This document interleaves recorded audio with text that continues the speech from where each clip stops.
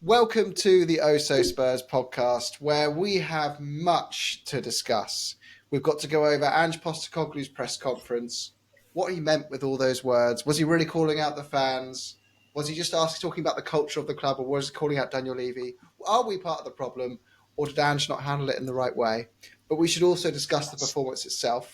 So I'm going to actually kick off this pod by discussing the game just for a few minutes, and also how we flowed on from a positive result against Burnley and how we feel it kind of flowed into the City game. Because, Deej, I think there were a lot of positives in that performance today, weren't they, despite the defeat, considering who Man City are?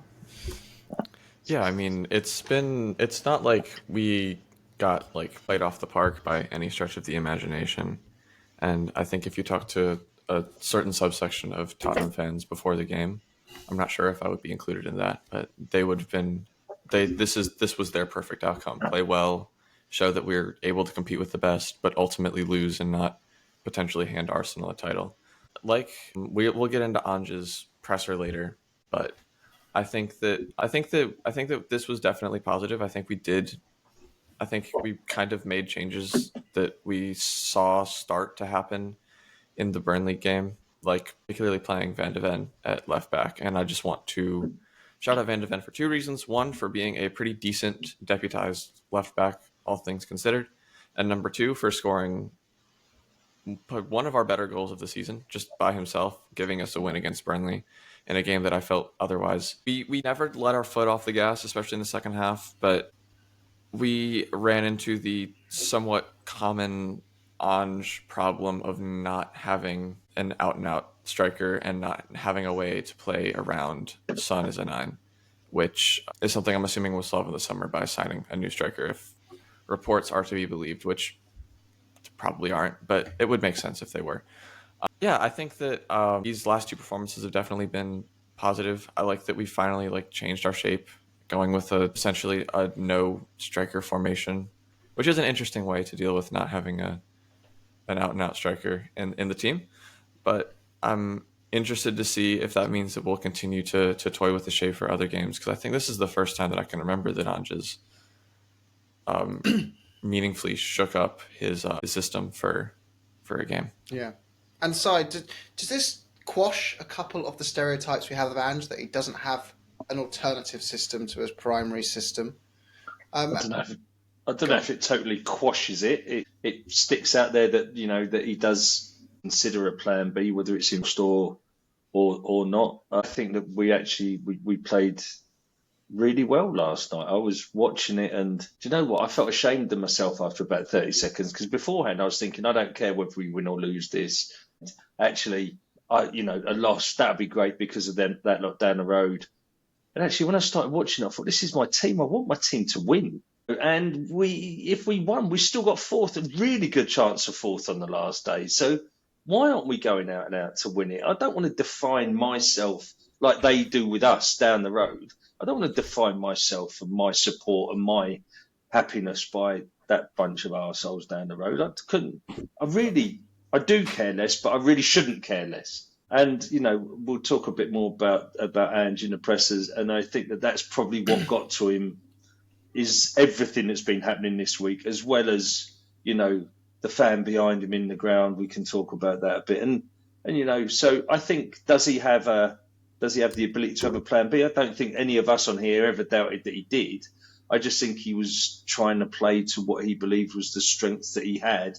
And over the last weeks, it has become so clear that Sonny's not an out-and-out 9, especially when Richarlison came back in. I think that maybe forced his hand a little bit, and the City game was a good as game as any to do that. And, coming back to that lot down the road, if we were really interested in stopping them winning the league, we should have done something more 2 weeks ago when they came to our place, because we capitulated in that first half, really, and we let in 3 goals that we really shouldn't have let in. And that's the time to have stopped them winning the league, not by losing last night. I agree. But we're gonna get there to the Ange presser. I'm just gonna hold it off, and I'm leading this conversation towards Johnny, because he was in the ground, and my first question, Johnny, is just so you can think about it, is going to be around the kind of the atmosphere inside the ground in reality of being there, and how you got the vibe of what the fans wanted in there. But Stu, I want to just get your thoughts as well on the City game, because I heard someone make a really good point, kind of agreed with. Maybe you do, maybe you don't. But someone said Pep won that game just through having moments of brilliance from better individual players. In terms of the system and the way City played, they didn't outplay Tottenham. We weren't outcoached. We were just beaten by a team that has Kevin De Bruyne, who can just turn a game on its head by doing something other players can't do. But do you think that's a fair assessment, or did you see it differently as a No, performance?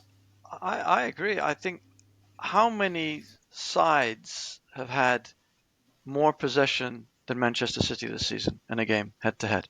Not be many. And we did last night. We had more shots than they did. They had a soft penalty that finished it off, and just before that was the Son chance that, Son unfortunately is not in form. I mean, he missed a sitter, in recent games as well. Pretty much every single game he's had chances.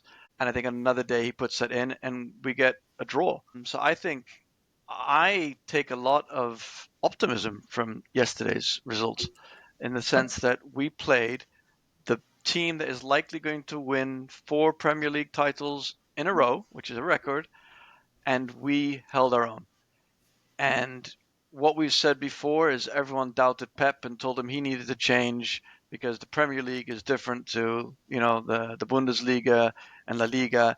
And he didn't. He just got the personnel that he needed to fit his tactics. And yes, he tweaks it every now and then, but still, he got the personnel that fits what way he wants to play football.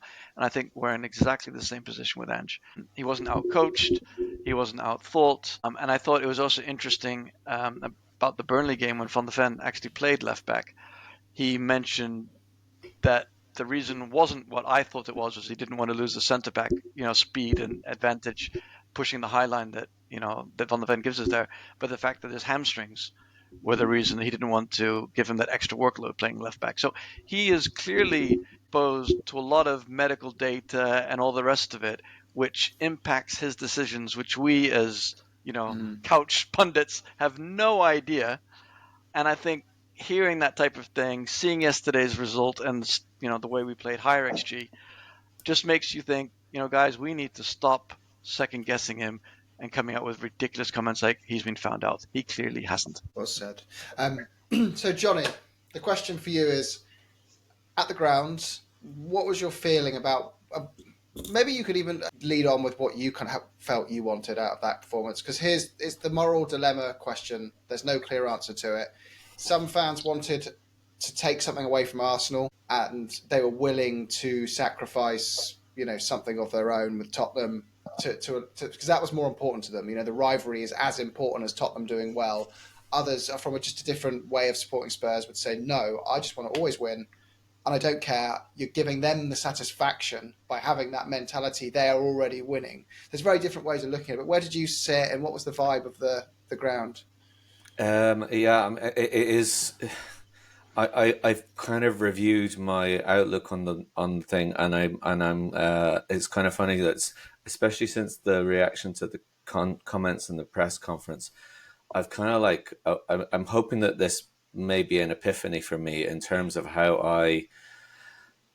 my entire outlook on the whole rivalry thing, because I think that as I've gotten older, I should maybe be becoming more mature, but my investment and my kind of the percentage of my life that's taken up by my devotion for Spurs has increased.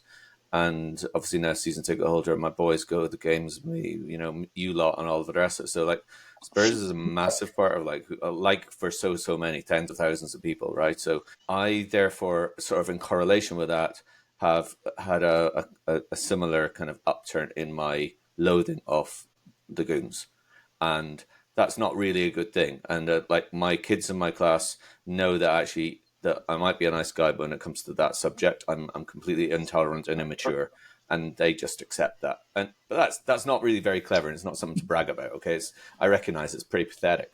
But the thing is, as well, it is a part of football. And I was at the Women's Cup final at the weekend, and clearly it was an incredibly different atmosphere and sort of vibe around. And it was nice. It was refreshing. It was like going to a rugby game. Everybody was mingling around. There were actually people in Arsenal shirts there because the fans were obviously fans of all the teams could buy tickets, in an open purchase thing. So like it's kind of nice to see you got fans from all different teams there, not just the two protagonists. But it was also something very, very much missing from that. And I think like football, a big part of football is the rivalry, and it doesn't necessarily have to define you. I think that my own feelings about maybe have changed in that I don't want to care about them doing badly as almost as much as I want us to win, and it's pretty close. And I think we had the ultimate test yesterday with that. So I went to the ground, prefer going up in the train to Northumberland Park, listening to conversations, and everybody around me was basically wanting us to lose. Anybody I could hear talking about it, and that's kind of where I was too. And the atmosphere was very odd. It was kind of quiet. We were up in our seats about 20 or 30 minutes before kickoff, and it was really, really empty until only a couple of minutes before kickoff. It was that was a big game. If it wasn't for the whole Arsenal vibe, you would have those games normally everyone's really up for it. There's a lot of noise, especially if there's like Champions League potential still riding on. You'd expect it to be very different from what it was. But I think when you kind of got Coity in there, doing his sort of pep talk thing before the game. And once the game actually started, although there was an obsession with anti-Arsenal chanting, which I obviously partook in, it was kind of like you immediately did want Spurs to win, and you were like, and it felt like the majority of the people, the vast majority of the people, were in the same boat. That like this is what we do. We, like Sai was saying, they're our team. We love our club. We love our players, and we just want them to do well. And it was kind of like I was listening to the View from the Lane earlier, and whichever journalist was talking about muscle memory. It is kind of like just a natural reaction whenever someone goes in for a tackle and comes out, or your player. There's some really brilliant play. We played really, really well in that first half, and I was quite surprised at how positive it was towards us wanting to do well, and I felt that really, really quickly. Although the last thing I'd say, which was just a bit different from normal, I know there's a huge number of tickets on the exchange yesterday morning, and undoubtedly I didn't recognize anyone. Like all the people I normally chat to, none of them were there. So that was really weird. And there's all these sort of stories about goons being in the crowd and whatever. And maybe they were, maybe there's City fans in there as well. There were some people who were conspicuously quite quiet, so possibly that's who they were. But I thought it was definitely strange, and I'm glad it hopefully won't happen again for a very long time. But getting into what we're going to be talking about in terms of Ange, I don't want to feel that I don't want to be tested in that way about how I feel about my club again, because I wish I would have been happy if we'd won yesterday, and even though I would hate for them to win the league, for us to be in the Champions League, actually, that's like we're supposed to be supporting our team, and I do think that ultimately that's what. But everyone's entitled to their own opinion, and I get why people feel really strongly the other way. I totally respect that. But yeah, because there's two bits to this, and we're gonna just so we don't dilute the two, and everyone will get a chance to say their part on this as Sarge Stu. But I want to break it into two bits. So one is kind of more how you felt about cheering City on to beat Spurs, as weird as that sounds, or whether you wanted Spurs to just win regardless of what surrounding circumstances were going on. So understanding your view on that is the first question. And then the second part, I'm going to read out Ange Postecoglou's interview, because I feel how people have perceived that is a whole separate topic, and everyone has taken it in different ways. And when you read the words, there's some insinuation in some parts of that interview, and people have just got to take that and grasp it and use it in the way that fits how they want Tottenham to be projected. So if you hate, the leadership and the chairman, you're going to say inside the club, that's that person. If you're against what the fans have been doing, you're going to say he's referencing us fans. But anyway, we're going to go into that topic now. So yes, so I'll start with you then next. So where are you with the wanting Spurs to, throw a game, or just win any game, or where was your head with all this? I was never in a position where I wanted us to throw the game, right? But I before kickoff, I thought to myself, do you know what? I'd be fairly comfortable with us getting beaten.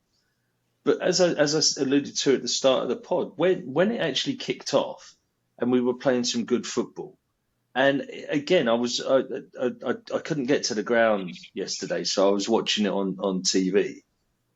But I was on the edge of my seat again, and because it's my team, and I wanted them to play well. And when Bentancur had that shot and it was saved, it was like, yeah. And when Sonny went through at the end, I was going, go on. And I didn't even realise how close it was to the end. I just wanted Sonny to score because that's my team. So I think I felt a little bit ashamed of myself afterwards, looking back and thinking, I'd be quite happy to lose. Did the loss hurt as much as what it would do normally? No, because there was a bit of a silver lining in there to take the pain away from that loss. But it's still a loss, and now we can't make Champions League. Whereas if we'd have won, we're going in 2 points behind, a win. They've got to play Palace. Palace are playing out their skin. It was very achievable getting into the Champions League. And we've talked about Champions League. Is it the nirvana that everybody thinks it is? Well, it's better to be in there than it's not. Is it a step too far for us? And we say, yeah, maybe. Some fans say, yeah. But listen, Dortmund are in the final. They're the 5th best club in the Bundesliga. That's no better than us. Mm-hmm. No way is that that level any better than we are. So why not? And I think that for me, once the game kicked off, that was the driver for me, and that was the overriding emotion. I wanted to win, and I couldn't help myself but shout and cheer at the screen when I thought we were going to score or where we played well. So I think that to Johnny's point, that's the muscle memory that comes back when you're watching the team that you love and you've loved and I've loved them for 40 years. I've been going for 40 years, and you just can't wipe that out. And again, I had a bit of an epiphany the last 24 hours. I don't want to be defined by my love or hate of that lot down the road. I want to be defined by the love of this club, not the hate of them. Yeah. Because hate's a negative thing anyway. Hate's always a negative thing. Yeah. I've got this, and Stu, just before I ask you the same question, I've got this kind of, because I was admittedly more in the camp of, and I'm surrounded by Arsenal fans in my life. I've always been raised to just despise them. Hating them is as important as Spurs doing well, and I get why there's Tim Pot and all those things. But we've got different views on that.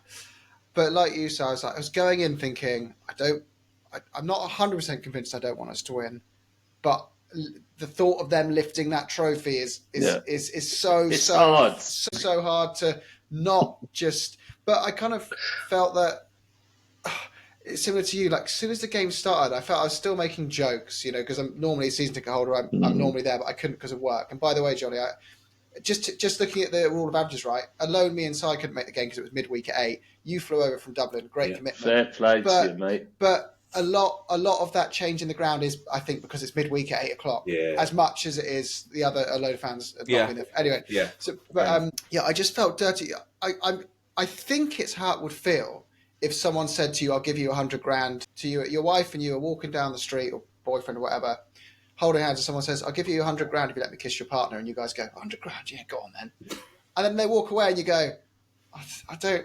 That just feels. I really regret taking the money for that. It's put a dirty feeling on our relationship, and that's kind of how I feel when I was prioritising Arsenal's suffering over my existing relationship with my club, and always backing them, and always supporting them, and always being loyal to them. Yeah. But Stu, where was your head of all this anyway? I know far too many Gunners as well, and to be honest, when it looked like we weren't going to get anything higher than 5th, for me, it was like, I don't care. I don't care if we lose. Doesn't make any difference. But after the Villa against Liverpool result, I also started thinking, I don't know, I wouldn't mind being in Champions League. Yeah. And then the game started, and the Bentancur shot, and I was willing it to go in, and that's when I thought, yeah, I want us to win. I want us to win. Vicario pulled off a brilliant save. I was like, yeah, I'm all in. I want us to win. I don't give a shit. I want my team, who I've supported since I was a kid, to win. Yeah. And I don't care what the consequences are. So yeah, it's again, you can't tell anyone how to support the club. But I've always been more on the, as you said, side, looking at the positivity rather than focusing on the negativity. I've always been a big believer in you create positive vibes and positive things happen. Opposite is true with negativity. And I think as a fan base, we don't help ourselves a lot. I think so much negativity is created by our own fan rest, which creates unrest at the club, which the media jump on.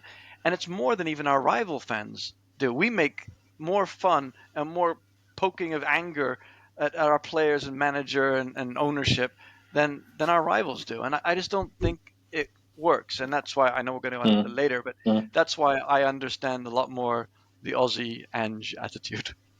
Yeah. And Deej, just I know you had some technical difficulties there. Just to set the scene, we're just going around the question of, like, we're breaking this question into two bits, right? So we're not diving into what Ange said in the press conference yet. This is purely a reference to how you felt going into that game around the whole kind of wanting to lose versus wanting to win, regardless of what Arsenal do. But what was your opinion on that whole kind of feeling going into that game and how we should have approached it as fans? Well, I mean, it's. I think it was kind of like a lose-lose in my opinion, because like it's, as much as you want to say that winning and then Arsenal ending up winning the title doesn't matter, I think it does, to an extent, because like it's something that like it's going to be talked about for years. It would be like the day that Tottenham handed Arsenal the title, and that's not necessarily something that you want to like deal with. But at the same time, I'm sure people have echoed this sentiment. But you should always want your team to win. So in order to get around this moral quandary, I just decided to go into the game, and if we win, I'm happy. If we lose, that's okay. Yeah, I think it's one of those things, and we discussed it in the WhatsApp groups and stuff, like, Deej, isn't it? It's like everyone's everyone supports Spurs for, well, most of us support Spurs for the similar reasons, but some people might have been raised in a family where their dads and brothers are Gooners and they're Tottenham, and they're coming home to a group of people who are just going to make them because that's, and that typically, like in Britain, like I know we've got a diverse audience. The humour in the country, Ireland and the UK, is very much kind of like you belittle your friends as much as you can and embarrass them as much as possible in front of your other mates.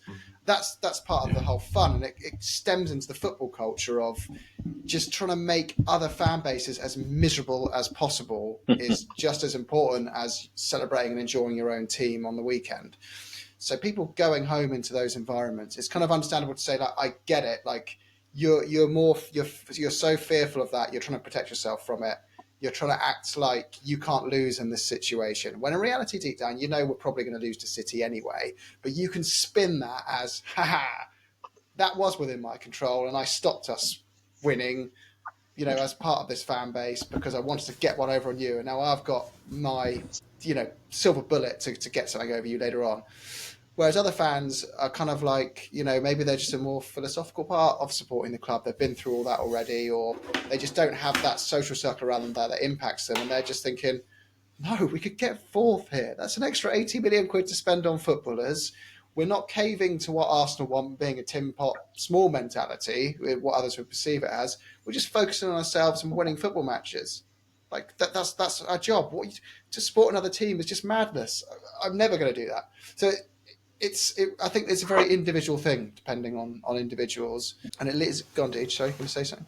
Yeah, I mean, I think that like I do think it is something to note that it wasn't Tottenham fans that were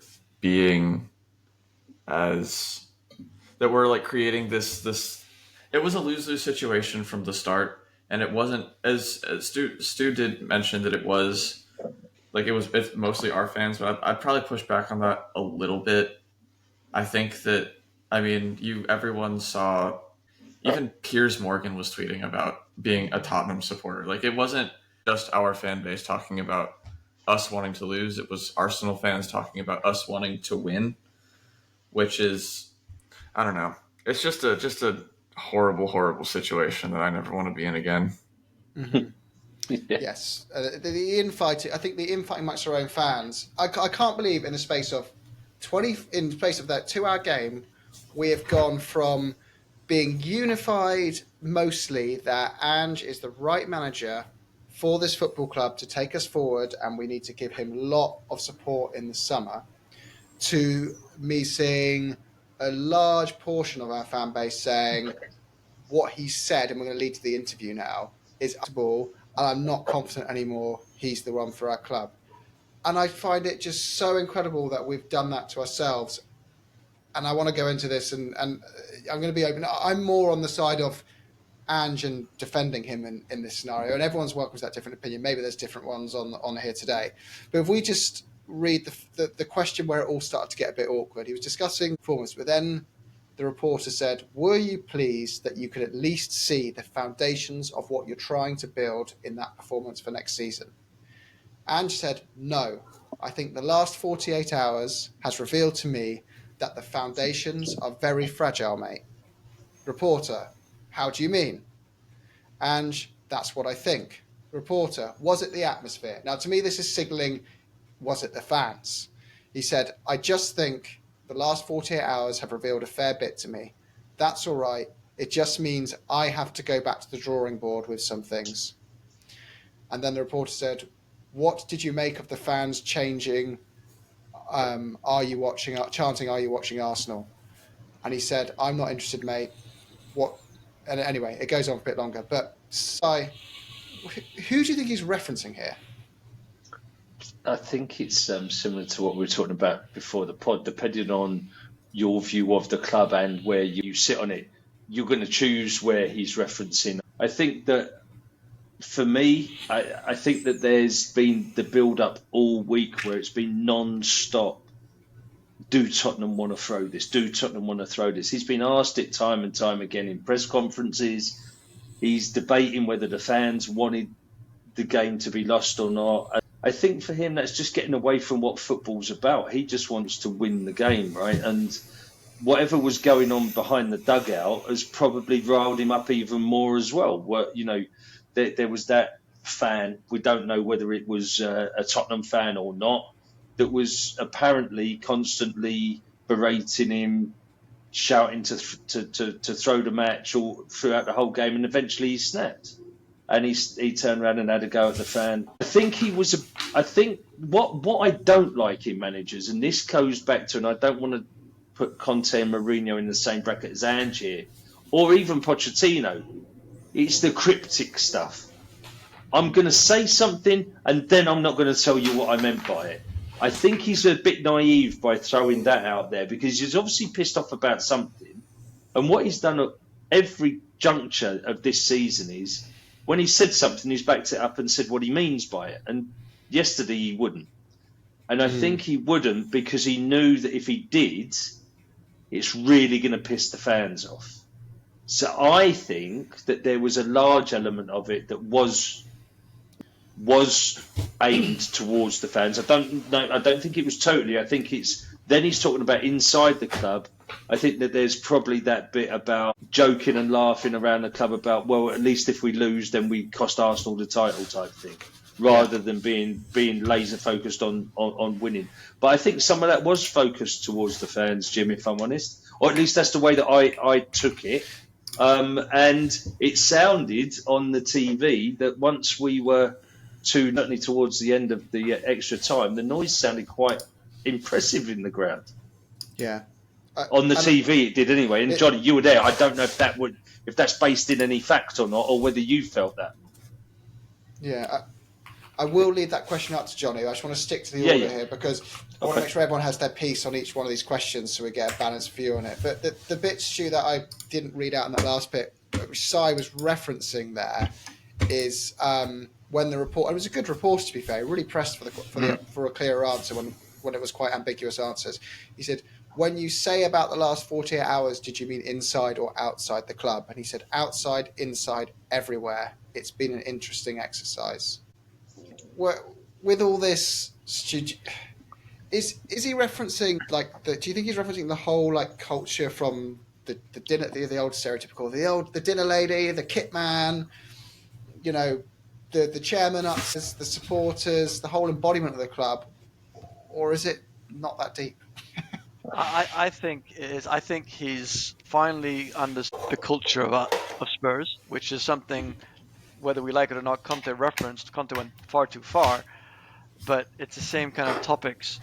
And I think he's referencing the fact the old players were saying we need to lose. I'm sure in the training, the canteen and the changing rooms, etc.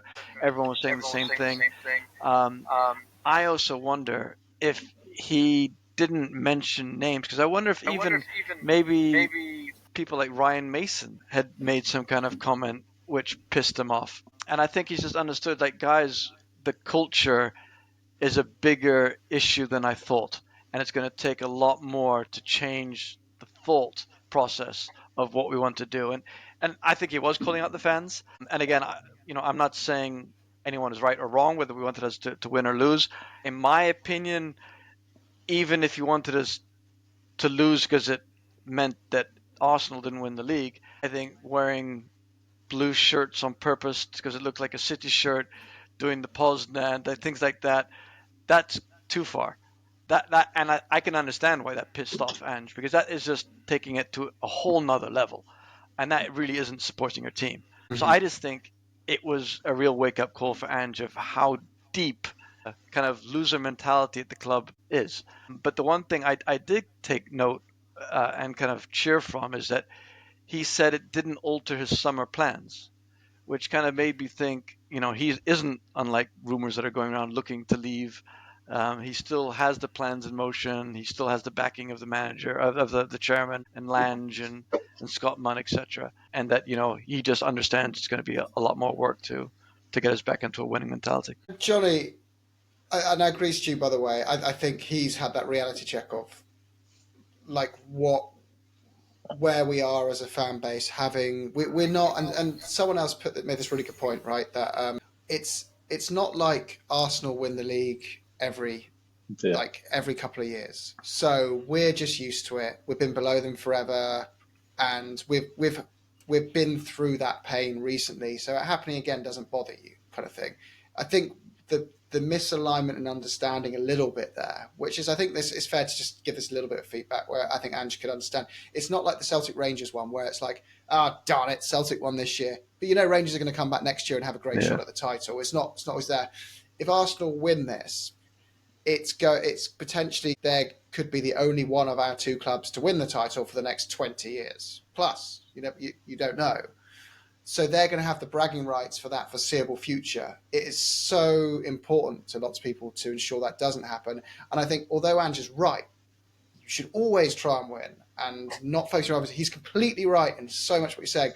The way he used his words has made people get their back up and get very defensive, and you can understand why that would annoy some people. But Johnny, Stuart mentioned the atmosphere improving when we went 2-0 down, but in a weird way, like, it sounded like we were still trying to cheer our team on to get back into the game. But it was almost like there was like the insecurity had gone. We knew we couldn't, so now we can enjoy watching Spurs again. And like suddenly it's like, actually, come on, guys, let's come back and try. What do you think? Do you think Ange would have noticed that as well? Would that have annoyed him more? I don't know, and I'm going to be completely honest. I had to get back to Stansted Airport, so as soon as the penalty was awarded, my son went to get his bag, and I hopped off down. I watched the penalty from the concourse on the screen, and then when it went in, me and it felt like many other thousands left at that point. So I can't with any authority claim to speak about the reaction to going 2-0 down. The only thing I'd mention about that part of the game is that Mikey Moore got on for his debut, and obviously that's something that we're probably all really delighted about, because we've been waiting for that to happen.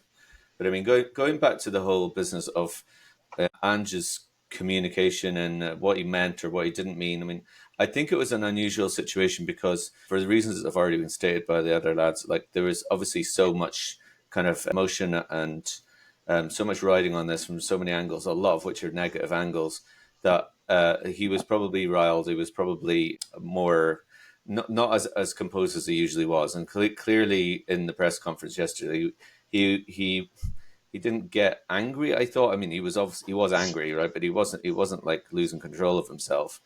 But he wasn't as composed as usual. He was definitely. I think he was obviously really, really irritated, and I think that there's a few ways that you can look at it, and positive ways as well as negative ways. I totally appreciate why fans were wound up by that, and the reaction and some of the comments that I've read from people, which I totally respect. People who maybe were normally pretty measured about what they say, getting very, very emotive about the whole thing. He said that when he was asked about the what the fans were singing, he was saying, well, how others want to feel and what their priorities are of zero interest to me. And I think that's a bad statement to come out with, because clearly a huge percentage of the fan base care massively about like the negative outcome of us winning in that particular match. And I think that shows a bit of a naivety, which I would be surprised by, because he has managed an old firm team. I know you're right. I think your point is fair, Jim, about the fact that, the title goes between the two. So it's not like it doesn't have the same jeopardy as it does for us this year. But I thought that was a strange one for him to come out with. I think he's been really good all season about acknowledging the role of the fans and appreciating the support of the fans. And there's been a pretty good, especially earlier in the season, but even in the Burnley game, there was the Ange Postecoglou chants were being sung out. That was the most disappointing thing for me. But I do think at the same time, I think his reaction shows hugely how invested he is, how much he cares about the situation, how much he wants to change the culture and develop a winner's mentality. If you think about Klopp and what he's done in what he's achieved in Liverpool, and I know, and again, it took a few years for him to come home with the silverware. But I was talking to one of my good mates in school today about Klopp, and he was saying that he not only does he run the club, but he basically runs the city. That people in Liverpool will just sort of stop, and if Klopp says something, then they're going to sort of think, oh yeah, we're going to go along and do that, And I think that, clearly Ange is very much in the early days still in his career at Tottenham, but I think as far as people saying, there's a couple of things. People saying that he might get fed up and want to go. I don't see that at all. I'd be amazed, because I don't everything he's ever said, and I think it's consistent in his actions. When he's been challenged and he's up against it, I think that's something that he chose to come to Tottenham when he could have gone to other clubs. It's a club with a huge amount of potential. It's got a massive, all the infrastructure and all the rest of it. But it's a club that has got a lot of scope for growth and success over the next few years. And it's got some real difficult challenges to overcome to achieve that. And that's for somebody like Ange, that's a massive part of the appeal of taking on the job. But I've read a few comments about this. The last thing I was say, but people are talking about next season being make or break, and people talking about gone by Christmas and all this stuff. I think I really, really just disagree quite profoundly with those sorts of expressions, because we've seen big progress. We've all we're pretty much on the same page. Most fans are on the same page as to where we finished to see this year and how things have evolved and all of the rest, things about personnel and stuff. And there's clearly a long way to go to get us to be able to play the way that Ange wants us to play. But it's not going to be a situation where next year we have to bloody win something. I don't know what people expect. We're gonna want to keep improving. Yeah, we want to get in the top four. Doesn't mean that next year, if you say to me, "Will you take top four and just go through the motions?" No, but maybe he'll do better than that. Maybe can mount a title challenge. I don't know. I know that we're a long way off that at the moment, but I just think that this thing has blown up massively and it's totally gotten out of control. And people, because of the whole dimension with the Arsenal vibe, it's really, really hit a raw note, and it's really unfortunate, because my view on Ange is completely not changed. And in fact, I feel a defensiveness towards him, and I think people need to cop onto themselves a bit, because where are you going to get another manager that's going to be as invested and care as much and have a clear vision? And he has all of that, and I think we just have to. Well, in my opinion, we have to get behind that. Leaving this on to you a bit, and Johnny talked about Ange's passion there. I feel if you want to lose in a sport to an American or an Australian, tell them you don't believe in them and insinuate you don't believe in them, because that's the best way to get them motivated, because they are the type of culture within sport where it's that whole kind of like, let me prove you wrong. And that is why Australians always punch above their weight in nearly every sport they do, in my opinion, is because they have that, they get there's that determination to prove it wrong, and I think that exists in American sport as well in many regards. That's why there's a love for the underdog, to come up and sucker punch the big bully. But do you feel Ange got his comments right or wrong? Have we overreacted as a fan base? Are we completely within our right to react in the? I feel like we've almost some, not all of us, a lot of us have taken almost a swing back at comments where they felt a punch come their way and they feel like they've swung back, but there's no guarantee it wasn't even at the fans in the first place. Yeah, I think that this whole situation has been it's been really unfortunate, and I think that like everyone has like a right to feel the way that they feel. I do want to push back on a bit of his culture talking about him saying that like because we want to lose this one game, it's we have a losing mentality. But to go back to what Conte said, and to kind of what Ange somewhat implied at the press conference yesterday, I don't think that's the case. I think that he's gone the entire season saying that top four doesn't matter to him at all. So it's not like playing for this game, in his view, should matter for anything other than to win a football game. And I think that if we had just played better in other games, if we had played like we did yesterday against Chelsea, we would have played them off the pitch. If we had played that way that we played yesterday against Arsenal, if we had not shipped 3 in the first half, if we hadn't conceded infinite corners and other set pieces, we would have been in a position that maybe this game would have meant something. And by meant something, I don't mean top 4. I understand Ange's statement, but at the same time, he hasn't coached a perfect season. He has not been the perfect manager. He's been a wonderful manager, and I still back him completely. But there are some choices that he's made that have led us to where we are right now. And I think that's frustrating him, but I think he also kind of has to I think he probably should have taken it on the chin a little, because better results in games that we should have won, changing a structure earlier than the second to last game of the season. And maybe we are in a position, like a stronger position where we're fighting for something. So, yeah. I don't know. I think that the reason a lot of the fans are upset is because it's forcing them to reconcile that they were cheering against their own team, and that feels a little weird. And then it kind of feels like, because Ange is kind of, he's been like I don't know. I don't want to say like sort of like a parental figure, I guess, and like that's how he's kind of come off in the media a bit. And it kind of feels like the fans who were cheering for us to lose have kind of been told off by like a teacher or something.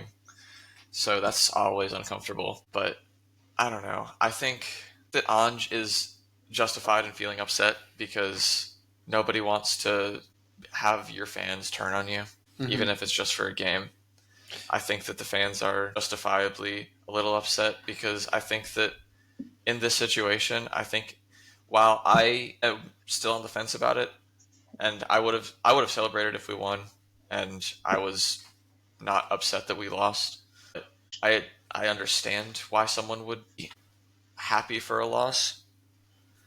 I don't know. Like I said, it's a horrible situation.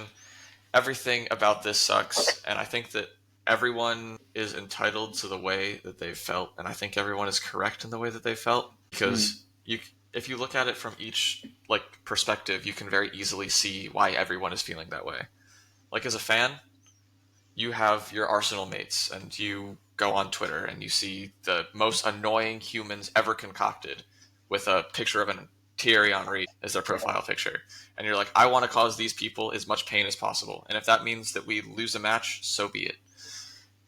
Because, like Ange said all season, top 4 isn't a trophy. That's not what we're playing for. We're playing for titles.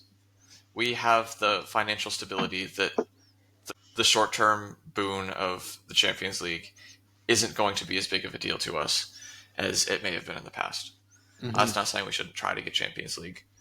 But, if you go by what Ange himself has said, then this is a game that's okay to lose. If you can, cause these... if you can bring hurt to your rival. Because, that's kind of what rivalry is, right? You're looking for any way to get one up over your other team. Yeah.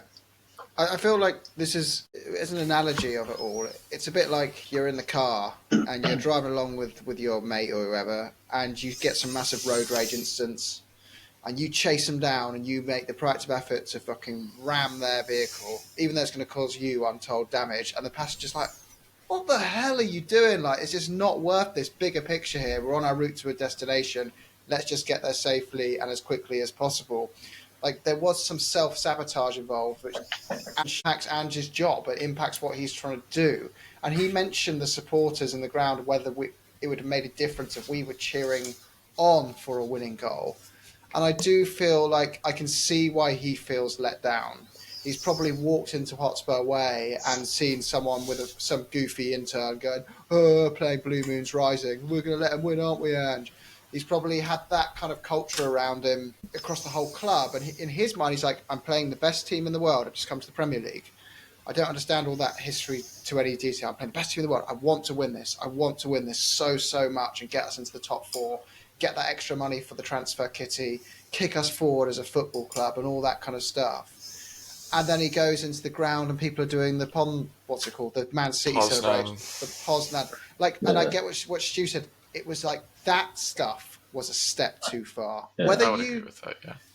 Whether the Arsenal thing meant loyalty, that's fine, and all that kind of stuff. You didn't want us to win, that's fine. I get why people have that individual opinion, but jumping around and actively pushing on Man City to win, I draw a line at that. I think, no, Jim, I think that was one piece of footage of two guys doing the Poznan. I don't think it was. I think what's happened is that's been clipped and it's been posted absolutely everywhere. And even they were sort of like looking around and almost as if to say, and I think that, because I had a load of powers jump on that, and I was trying to find online evidence of like Spurs doing the Poznan. It was two blokes who were a bit pissed up, and they were just caught on camera, and it's just been blown out of all proportion. It's and these are the things that if they get said enough, they become true, right? Yes, yeah. And then the only other like piece of evidence I could find of City supporting Tottenham fan, or like openly City supporting Tottenham fan, was someone wearing an old kit that happened to have light blue on it, and some Arsenal fans, not knowing, who started watching football in 2020, were like, this must be like a half and half kit. Like, it's that you can argue whether or not the intent was there. I'm not that person. I don't know them. I can't. Yeah. But like, I think a picture of a guy who's wearing a Tottenham kit, I think that's just completely outrageous to draw that conclusion with no supporting evidence. Well, the whole interview's been taken massive. We've literally had this whole discussion around pure assumptions. Ange has not said the fans in a single sentence in that interview. He's not said the players. He's not said. But that's why we've had to have it around assumptions, though, Jim, because he didn't clarify his statements. True. So if you don't clarify it, what are people going to do? They're going to fill the vacuum with their own stories, right?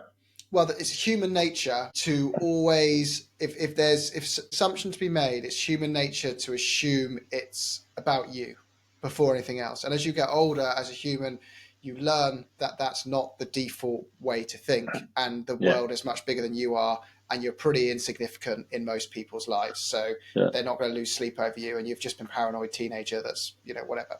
But I think that you're right. He's turned the mirror around a bit on the fans and gone, you just think about what you've almost kind of insinuated that I'm not mad at you, but I want you to just think about it. Go sit in the room over there and go think about it. And a lot of people don't like what they saw when he turned the mirror around.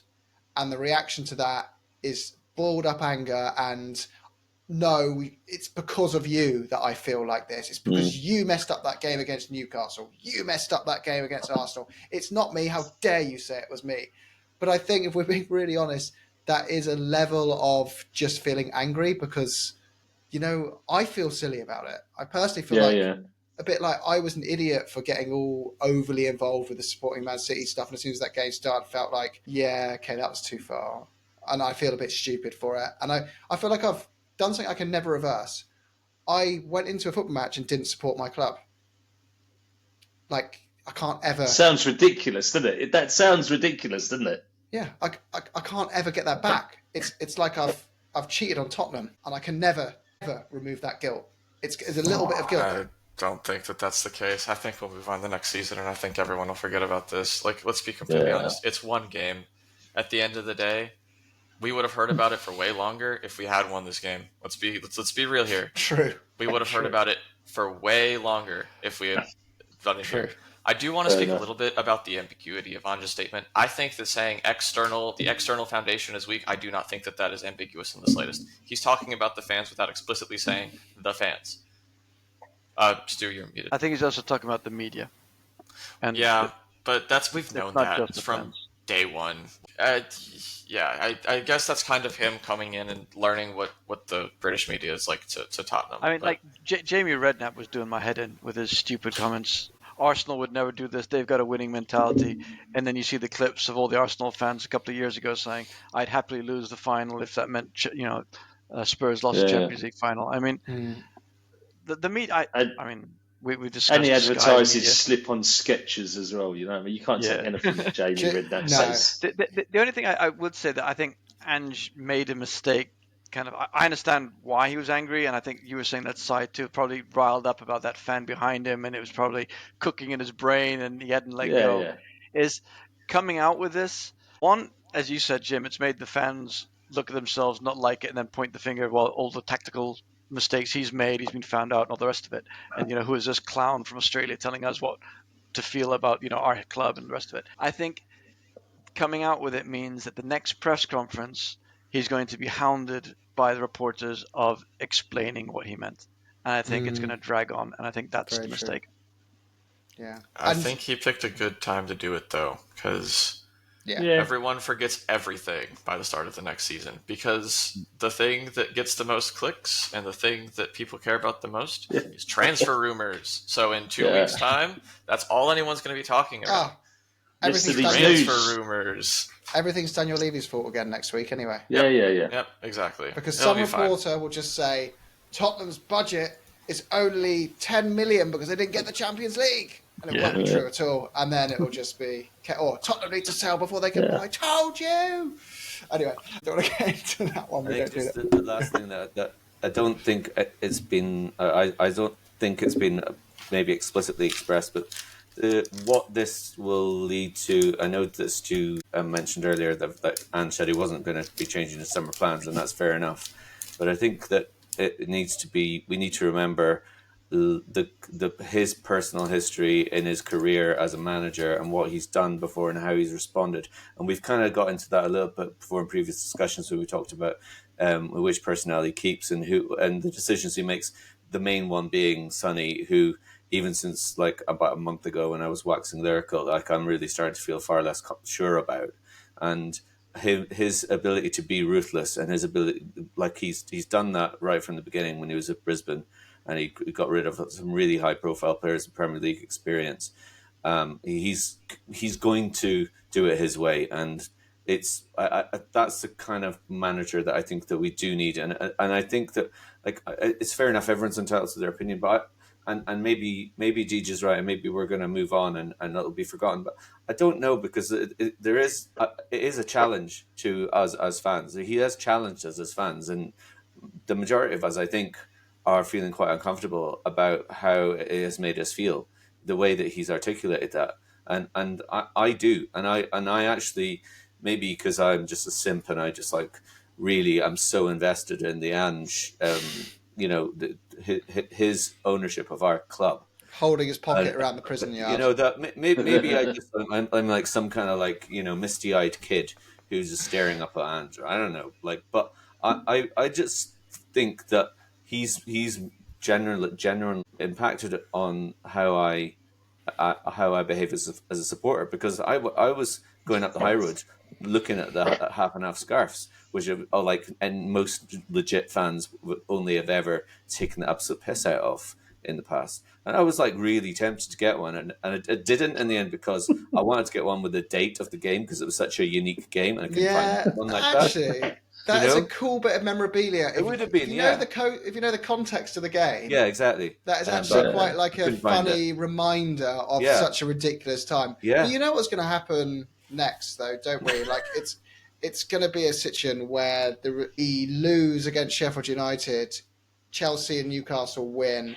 We come 8th, don't get any European football, and go like, I can't believe we wanted to lose that game against City. we threw away Europe completely. No, I'm Who cares, man? Yeah. It's the Europa League.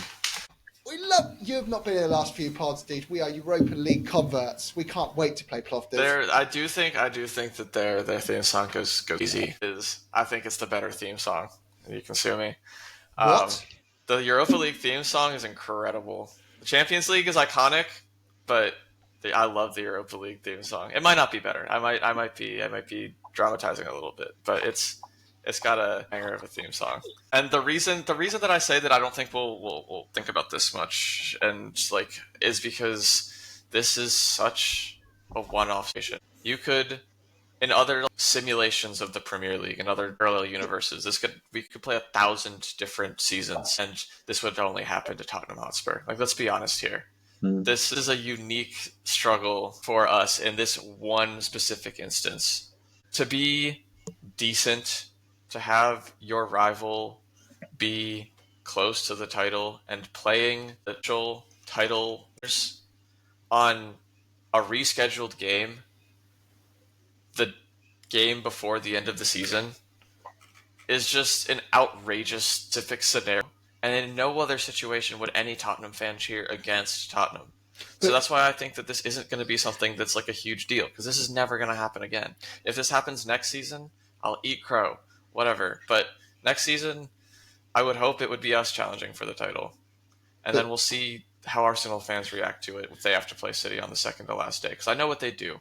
They know what they do. Yeah, it's. Everyone wants to talk big about I support my club no matter what, because that feels like the morally correct thing to say. But if you're a team with a strong rival and that team is playing, and you are playing the team that could stop them from winning the title in the penultimate game of the season, you are lying to me. I'm sorry if there's not a little part of you that says, if we would lose this, not the worst thing in the world. For most people, I think it'd be more than that. I think that because it's Tottenham, it's going to get bantered, whatever, and we're going to make a bigger deal out of it than it is, because the media's created this perception of Tottenham as the Spursy club, because we've crashed the party. We mentioned already that Arsenal fans would gladly have thrown away the Europa League title for us to lose the Champions League, and those games weren't even directly correlated. Everyone wants their team to win and achieve something, but as soon as their team can't achieve everything, they want their rival to lose. That's how rivalries work. Like, winning for the sake of winning is cool and awesome, and it's noble, and I love that. But I think that I think it's a bit naive to pretend that it's naive, and for other media members, it is absolutely it's not. That's every fan of every club, with the exception of maybe like a handful who are driven by morals, would think the exact same way. If Chelsea were playing City and it was us to win the league, you best believe that they would have shipped 8. Like, let's be real here. But Champions League was still on last night. That was my point. If it was fifth and nothing, exactly. Then do you know what? It's a flip of a coin. But we still had Champions League last night. Guys, the Champions League doesn't matter, because Ange just said that himself. It doesn't matter as an end in its own, as a means. If that's your only goal is fourth, then yes, it doesn't matter. But of course, it's a stepping stone to something else if you use it as such. Because the money, the games, the extra, it does make a difference. And I think that's his point. If you're doing it just as an outcome itself, irrelevant. If you're doing it as a stepping stone, then it does mean a lot. Guys, we've got to wrap up. So we're over time. I just wanted two things on that. One, I think Ange doesn't care about fourth. I believe him when he says that. What I think for him is it's about the mentality. that you have to go out and try and win every single game. And I think that's what a lot of people have missed. It's all about the mentality that this game's fine to lose. No, he doesn't ever want any game to be fine to lose. But the other thing I want to go on about, obviously hating the media, is they're going on again about, Arsenal having to rely on Spurs, and obviously they can't rely on Spurs because, Spurs are useless and all this kind of stuff. But I have to give props to Neville, who does my head in as a commentator on Spurs games, but he was right. And I wish more of the media would remember that he said when they played City that Arteta, who everyone has said manager of the season, brilliant manager, etc., they went and set up for a draw. And now it's cost them. And Neville said that at the time. He said, I think he's made a mistake. They went and set up for a draw. If they'd have gone out and won the game, the title was theirs. They've got no one to blame but themselves. And the media are letting Arsenal off completely with that. It does my head in. True. Guys, I'm so sorry. We do need to wrap up. And I'll give you anyone 10 more seconds if you've got something you desperately want to say.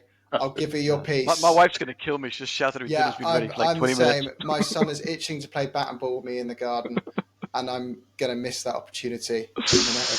I'm going to say Dragusin did a really good job. Yeah. Which is timely because based on the end of the game and Pep and Romero's loving, he's going to be our starting centre-back next year as Romero's going to City. Fuck off. Don't say that, man. Don't say that. I can only take so much. Yeah. They were flirting, though. They were flirting. My piece is that I don't really know how to feel.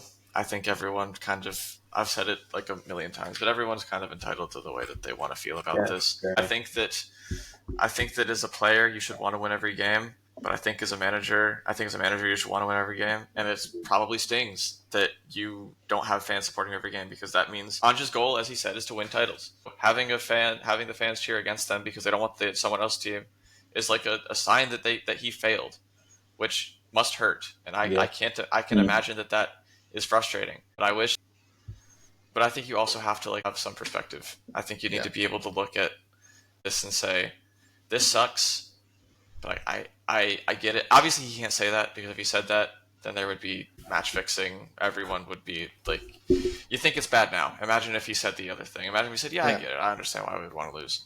Then all hell would break loose. Arsenal would cry till the end of time, which might be nice. Who knows?